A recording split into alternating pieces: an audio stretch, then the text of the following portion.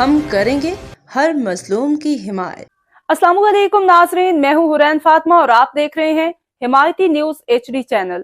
نظر ڈالتے ہیں آج کی اہم خبر پر۔ تھانہ اسٹیل ٹاؤن پولیس کی کامیاب کارروائی، 3 ماہ قبل ڈکیتی میں ملوث ملزم گرفتار۔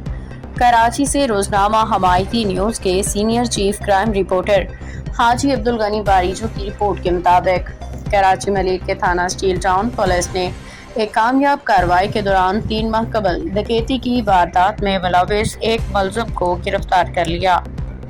تفصیلات کے مطابق SHO تھانہ اسٹیل ٹاؤن انسپکٹر گلزار علی تنیو کی سربراہی میں گھگر فاٹک چوکی انچارج سب انسپکٹر اسد اللہ گوپانگ اور پولیس پارٹی نے گھگر فاٹک میں کامیاب کارروائی کرتے ہوئے ملزم صلاح الدین ولد علاء الدین لنگھو کو گرفتار کر لیا۔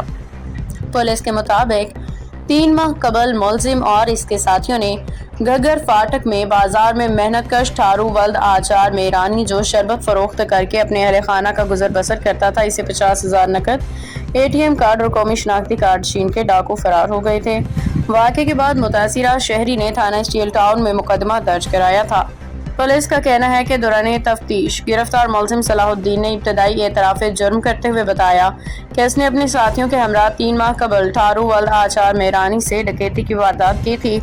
پولیس کے مطابق ملزم سے مزید تفتیش جاری ہے، جبکہ اس کے دیگر ساتھیوں کی گرفتاری کے لیے بھی چھاپے مارے جا رہے ہیں۔ اب تک کے لیے اتنا ہی۔ مزید خبروں اور اپڈیٹ سے باخبر رہنے کے لیے دیکھتے رہیں حمایتی نیوز HD۔